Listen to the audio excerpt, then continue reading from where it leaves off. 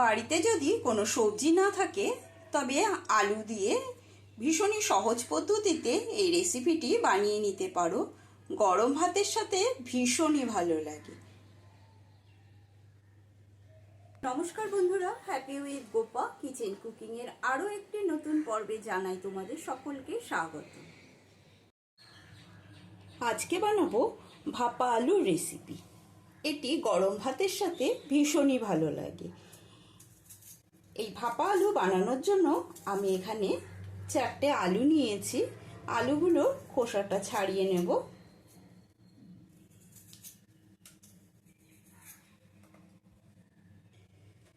আলু 4টের খোসা ছাড়িয়ে নিয়েছি, ছাড়িয়ে জল দিয়ে ধুয়ে নিয়েছি। এবারে আলুগুলো পাতলা পাতলা করে লম্বা শেপে কেটে নেব।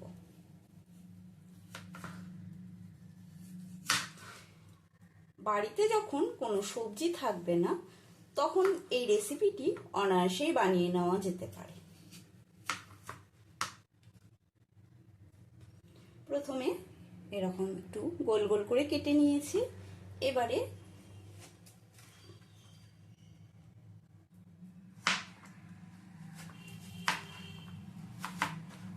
এরকম লম্বা শেপে কেটে নিচ্ছি। সমস্ত আলুগুলো এরকম লম্বা লম্বা করে পাতলা পাতলা করে কেটে নেব। সমস্ত আলুগুলো কেটে নিয়েছি। গ্যাসে একটা পাত্রে কিছুটা জল গরম বসিয়েছি। জলটা ফুটতে শুরু করেছে। এবারে এর মধ্যে আমি দিয়ে দেব লবণ। এই লবণ জলের মধ্যে দিয়ে দেব কেটে রাখা আলুগুলো দিয়ে হালকা করে সেদ্ধ করে নেব। বেশি সেদ্ধ করব না। তোমরা চাইলে ভেজেও নিতে পারো।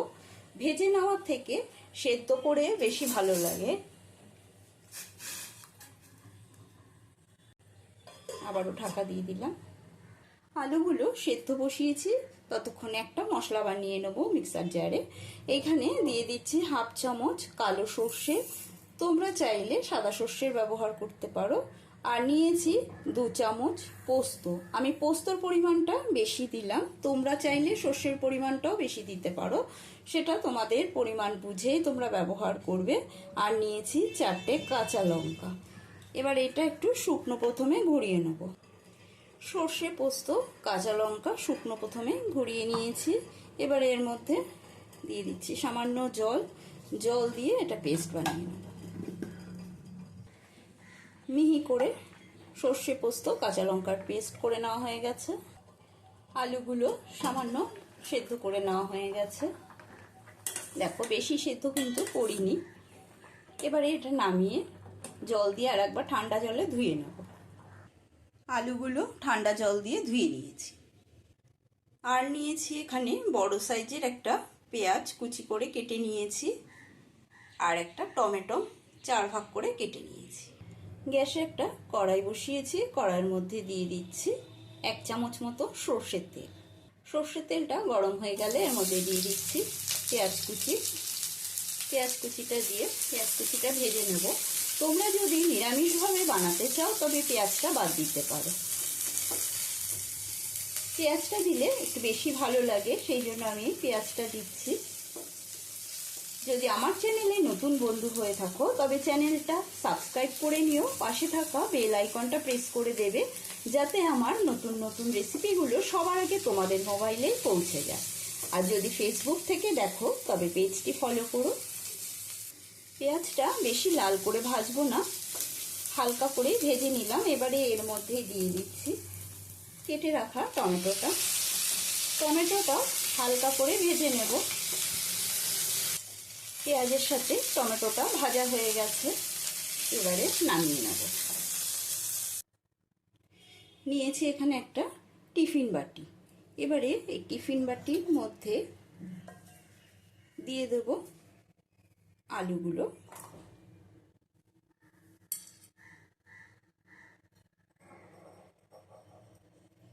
দিয়ে দেবো কাঁচা লঙ্কা, সর্ষে পোস্ত পেস্ট।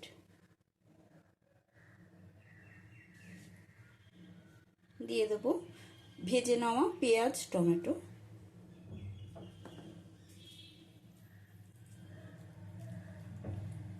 সমস্ত উপকরণগুলো দিয়ে দিলাম। এবার দিয়ে দেবো মিক্সার ধোয়া জল কিছুটা, দেব স্বাদ অনুসারে লবণ, দেব হলুদ গুঁড়ো। হলুদটা পরিমাণ বুঝে দিতে হবে, তোমরা কতটা পরিমাণে বানাচ্ছ সেই বুঝে হলুদের গুঁড়োটা ব্যবহার করবে। সমস্ত উপকরণ দিয়ে ভালো করে একটু মাখিয়ে নিতে হবে। সমস্ত কিছু দিয়ে ভালো করে মাখিয়ে নেওয়ার পরে দিয়ে দিচ্ছি এর মধ্যে আমি 2 চামচ মতো সর্ষের তেল। সর্ষের তেলটা দিয়েও ভালো করে মিশিয়ে নেব। দেখো একেবারে নিচ থেকে শুরু করে এরকম উপরে তুলে তুলে মিশিয়ে নিতে হবে।